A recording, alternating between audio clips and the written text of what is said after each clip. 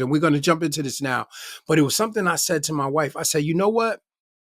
A lot of times when we go through a lot of these situations, we focus on everything that's happening to us right now, all of the negative things that are going on right now.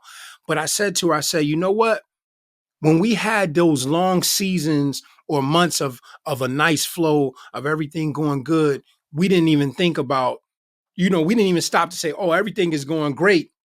I wonder when something's going to hit me that's negative or bad, right? We just flow in it and we have a good time in it. But when we get into these situations where it's just one thing on top of another, we like to make movies out of those things. We like to highlight them. We like to tell everybody about what we're going through. And I said to my wife, I said, I had to really sit back and think. I said, think about it. The car, it was a blessing to me. I put 281,000 miles on that car. Like, what more could I ask for it? Did I want to get more miles from it? Of course. If somebody else with a Hyundai Sonata could say they got more miles out of it, I'm sure they can. But I got 281 out of it, right? I've been renting cars since I was probably like 16, 17 years old, and this is the first time I ever caught a flat in a rental car.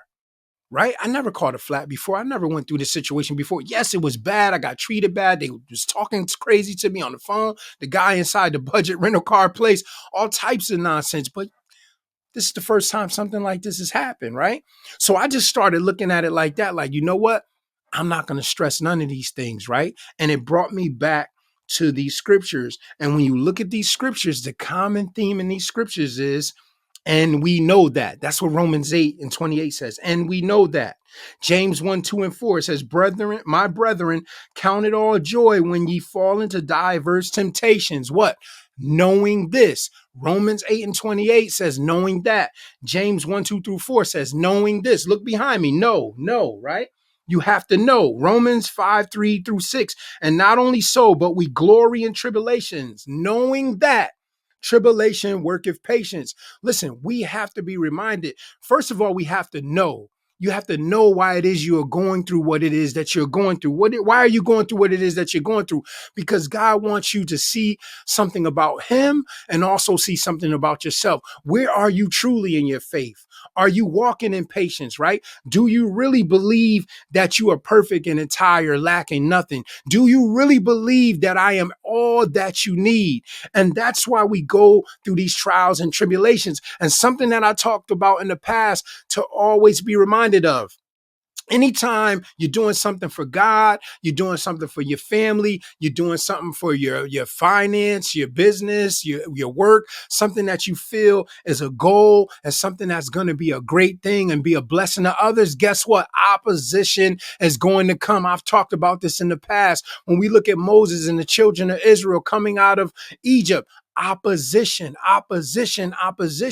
But we have to know that, right? We have to know why these things are happening. And by the grace of God, I was able to tap into that. Haven't always done that in the past, right? I might have kept making movies out of it. I might have kept telling everybody everything I was going through. And I only told you guys like a small percentage of all the things that have been happening from the beginning of the year.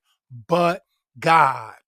But God, knowing this, knowing that, right? That the trying of your faith worketh patience, but let patience, listen to what that says, let patience have her perfect work. Let her. That means stop kicking and screaming and fighting. Let it be. Let it flow. It don't mean you don't do nothing in these situations. Pray, God, what do you want me to do here? How do you want me to address this? Who do you want me to call to get this situation handled? Right?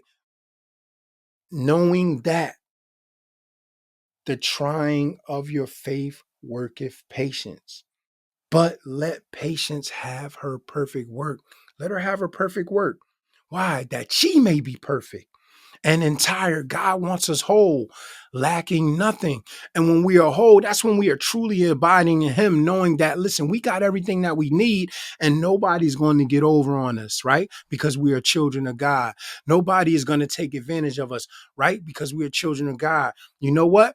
I let go of those situations and I let God. I called when I needed to call. I showed up where I needed to show up, even with my lawnmower situation. Yesterday, something in my spirit, I said, you know what?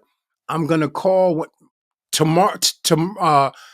I think today it would have been 4 weeks that it would have been there, right? But yesterday I said, you know what? I'm gonna call at the end of the day, and I'm gonna give them an opportunity to see if they fixed it. If they haven't, I'll just go pick it up. I deposited $45 on it.